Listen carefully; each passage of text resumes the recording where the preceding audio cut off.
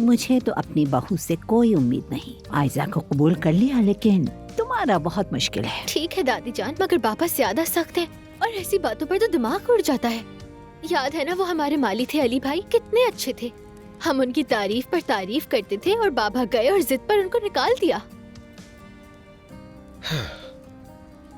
कसम से दादी ठीक कह रही हैं। यानी बाबा वाला रास्ता बहुत मुश्किल है। हाँ, मैं ये सोच रहा हूँ कि मुझे अम्मी से बात करनी चाहिए।